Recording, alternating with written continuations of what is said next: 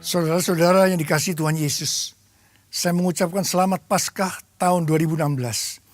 Dan saya percaya kebangkitan Kristus menjadikan saudara keluar sebagai pemenang.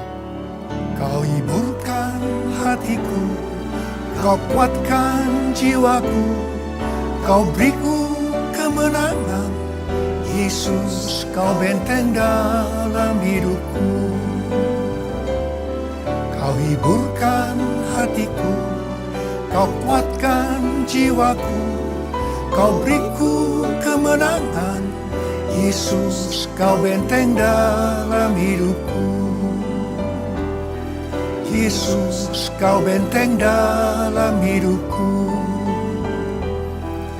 Yesus, kau benteng dalam hidupku. Tahun 2016 adalah tahun pembebasan seutuhnya. The year of total deliverance. Kalau kita melihat Keluaran pasal 2 sampai dengan 12. Pembebasan seutuhnya bagi bangsa Israel ketika mereka ada di Mesir adalah Tuhan membawa bangsa Israel keluar dari perbudakan, penindasan di Mesir. Dan mereka dibawa kepada Tuhan supaya mereka dapat beribadah kepada Tuhan di padang gurun. Baru setelah itu mereka dibawa ke negeri yang penuh susu dan madu.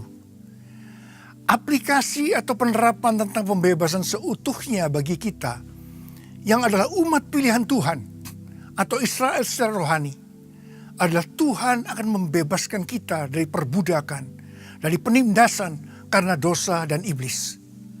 Dan setelah itu akan dibawa kepada Tuhan untuk mengenal Dia dan beribadah kepadanya. Padang gurun berbicara mengenai proses. Jadi setelah kita mengalami proses demi proses, kita akan dibawa ke negeri yang penuh susu dan madu, yang artinya pertama, hidup yang berkelimpahan dalam segala hal. Dan yang kedua, kita akan dibawa ke sorga. Ternyata proses pembebasan seutuhnya itu tidaklah mudah. Mesir berbicara mengenai sistem dunia, dan Firaun menggambarkan penguasa dunia yang sangat menentang pembebasan seutuhnya. Pembebasan seutuhnya adalah suatu peperangan rohani. Bagian Tuhan melepaskan tulah, dan bagian Musa adalah taat kepada perintah Tuhan. Yang artinya Tuhan yang berperang ganti kita, dan bagian kita adalah taat kepada perintahnya. Ada 4 tipu daya dari Firaun yang diberikan kepada bangsa Israel, supaya mereka tidak mengalami pembebasan seutuhnya. Tetapi setelah Musa menolak setiap tipu daya itu, akhirnya mereka mengalami pembebasan seutuhnya. Demikian pula dengan kita. Kita harus berani berkata tidak terhadap tipu daya iblis, supaya kita mengalami pembebasan seutuhnya. Ada 4 hal yang merupakan tipu daya iblis yang dilakukan kepada orang Israel, juga kepada kita. Yang pertama, kamu boleh menjadi orang percaya, tapi gaya hidupmu harus sama dengan orang dunia. Yang kedua, kamu boleh menjadi orang percaya, tapi jangan terlalu serius. Dan yang ketiga, kamu boleh menjadi orang percaya, tapi hanya suami-suami saja, jangan seluruh keluarga. Dan yang keempat, kamu boleh menjadi orang percaya, tapi jangan memuliakan Tuhan dengan hartamu. Ketika Musa menolak ke-4 tipu daya iblis ini, maka bangsa Israel mengalami pembebasan seutuhnya. Seperti orang Israel yang dibawa ke padang gurun, supaya mereka bisa mengenal Tuhan dan beribadah kepadanya. Setelah itu mereka dibawa ke negeri yang penuh susu dan madu.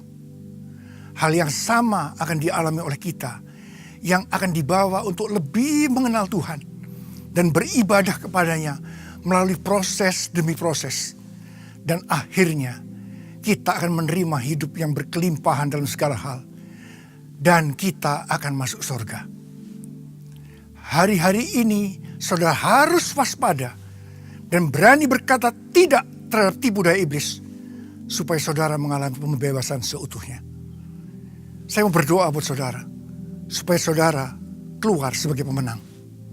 Angkat tangan saudara.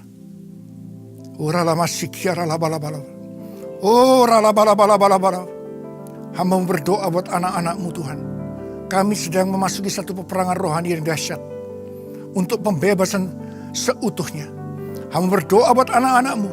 Mereka keluar sebagai pemenang. Keluar sebagai pemenang. Keluar sebagai pemenang. Dalam nama Yesus. Dalam nama Yesus. Amin.